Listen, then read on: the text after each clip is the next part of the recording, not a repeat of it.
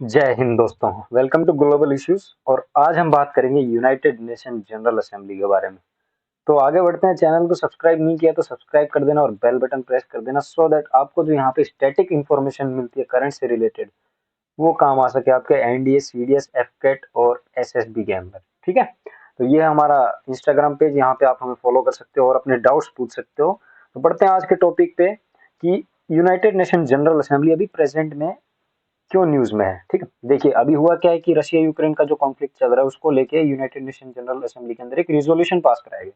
तो उसके अंदर इंडिया ने एब्सटेन किया है और डिमांड किया है कि जो भी स्टूडेंट्स यूक्रेन के अंदर फंसे हैं उनको सेफली जो है पैसेज मिल सके, जो अपनी कंट्री में लौट सके। ठीक है, तो ये थी कि क्यों न्यूज में है, बट हमें जो है इसका स्टैटिक पोर्शन पढ़ना है because of exam point of view.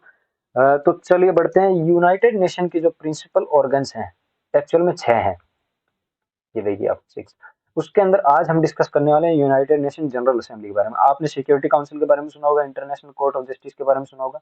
इन 3 के बारे में बहुत कम लोगों ने सुना है, तो इसके बारे में भी हम आगे वीडियोस के अंदर डिस्कस करेंगे। बट आज जो हमारा मेन टॉपिक है वो यूनाइटेड नेशन जनरल असेंबली। ठीक है, तो आगे बढ़ते हैं। ये है यूनाइटेड नेशन जनरल असेंबली का हॉल, जो आप देख सकते हो, जहाँ पे ऑल कंट्रीज यहाँ पे बैठती हैं और रिजोल्यूशंस वगैरह पास होते हैं, डिस्कशंस होते हैं, डिबेट्स होती हैं। इसका फॉर्मेशन हुआ था 1945 के अंदर और इसके हेडक्वार्टर्स हैं अभी न्यूयॉर्क सिटी में। तो यूएन के भी हेडक्वार्टर्स कहाँ पे हैं? न्यूयॉर्क सिटी में। ये देख सकते हो आप वो बिल्डिंग, यूएन हेडक्वार्टर्स की। और अभी प्रेजेंट में यूएनजीए के हेड हैं अब्दुल्ला साहिब। ये मालदीवियन पॉलिटिशियन है, ये मालदीव्स के हैं और ये मालदीव से बनने वाले पहले पॉलिटिशियन है जो यूएनजीए के प्रेसिडेंट बने हैं। ठीक है, ये प्रेजेंट में जो है मिनिस्टर है फॉरेन अफेयर्स के मालदीव के। और यूएनजीए के अंदर 193 कंट्रीज जो है मेंबर हैं। ठीक है, 54 उसमें से अफ्रीकन कंट्रीज हैं, ये देख सकते हो आप। उसके बाद में एशिया पैसिफिक स्टेट्स हैं 54, group of eastern European states है 23, ये है। उसके बाद में लैटिन अमेरिकन या कैरेबियन स्टेट्स वाले 33 हैं, ये पिंक कलर में आप देख सकते हो। उसके अलावा 28 हैं वेस्टर्न यूरोपियन और अदर स्टेट्स। और जो ब्लैक में देख सकते हो ये नो ग्रुप, यानी ये किसी भी इनमें से रिलेटेड नहीं है जो कंट्री है।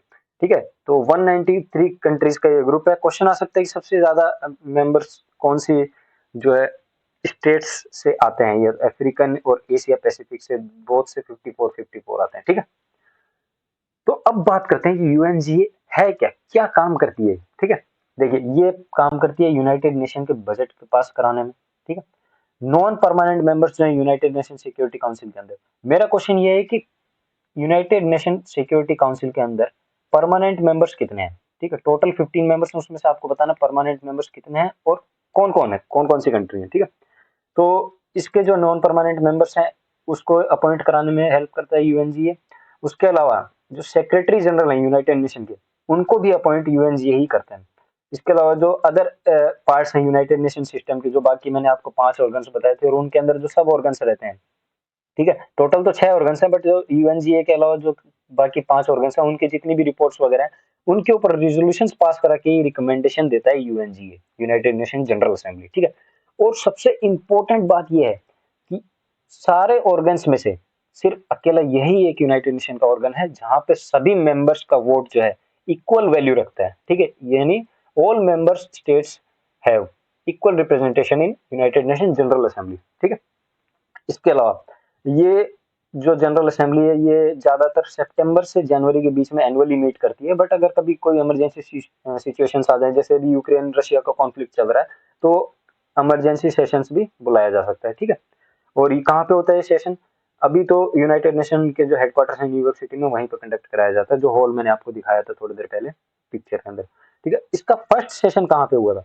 10 जनवरी 1946 को हुआ था मेथोडिस्ट सेंट्रल हॉल में लंदन में। ठीक है, पहला सेशन लंदन में हुआ था जहां पे पार्टिसिपेट किया था 51 फाउंडिंग नेशंस ने।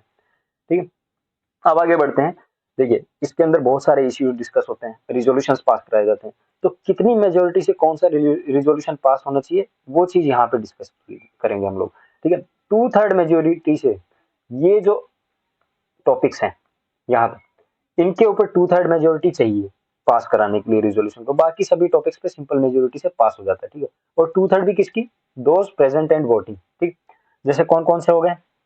पीस एंड सिक्योरिटी का मामला है, बजटरी कंसेंस है, and the election, admission, suspension और एक्सपेंशन ऑफ मेंबर्स, यानी किसी भी कंट्री को उसके अंदर ऐड करना है या हटाना है, ये क्या करना है ना, तो वो सारे जितने भी ये इंपॉर्टेंट टॉपिक्स हैं, इनके ऊपर 2/3 मेजोरिटी चाहिए होती है यूएनजीए के अंदर उस रिजोल्यूशन को पास कराने के लिए। ठीक है, अब एक चीज इंपॉर्टेंट और ये है कि ये जो जितने भी यहाँ पे रिजोल्यूशंस पास होते हैं, एक्सेप्ट बजटरी मेजर्स, जो भी बजट वगैरह के से रिलेटेड जो भी पास होते हैं ये रिजोल्यूशंस, इसके अलावा जितने भी रिजोल्यूशन पास होते हैं, चाहे वो कोई सा भी हो, बाइंडिंग नहीं है, दे आर नॉट बाइंडिंग। ठीक है, the resolutions passed by general assembly do not have the binding forces over the member Nations. ठीक है, तो ये इंपॉर्टेंट हो गया यहाँ पे। ठीक है, असेंबली में also take actions if the security council fails to act, जहां पे यूएनएससी अगर कोई एक्शन लेने में फेल हो जाती है, जैसे अभी यूक्रेन रशिया का मामले में फेल हुई, तो वहां पे असेंबली बीच में आके इन्वॉल्व हो सकती है, उस चीज के ऊपर रिजोल्यूशन पास कर सकती है। ठीक है, जब यूएनएससी के अंदर कोई भी मेंबर नेगेटिव वोट करता है या फिर उस रिजोल्यूशन को पास कराने से एब्सटेन कर देता है, उसको मतलब वीटो पावर यूज कर लेता है, तो वहां पे रोल आता है यूएनजीए का।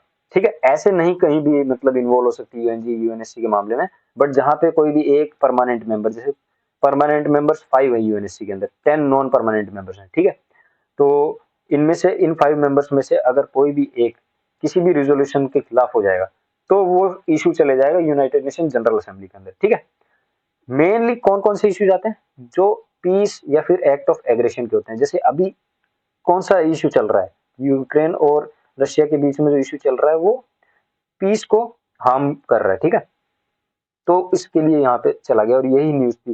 देखिए, अब सब्सिडियरी ऑर्गन्स की बात करें तो यूनाइटेड नेशन जनरल असेंबली के 5 कैटेगरीज के अंदर जो है सब्सिडियरी ऑर्गन्स को डिवाइड किया गया है। इसमें कमिटीज आ जाती है, कमीशन, बोर्ड्स, काउंसिल्स, पैनल्स और वर्किंग ग्रुप्स और वगैरह वगैरह वगैरह। ठीक है, जैसे काउंसिल में बात करूँ तो एनएचआरसी हो गया,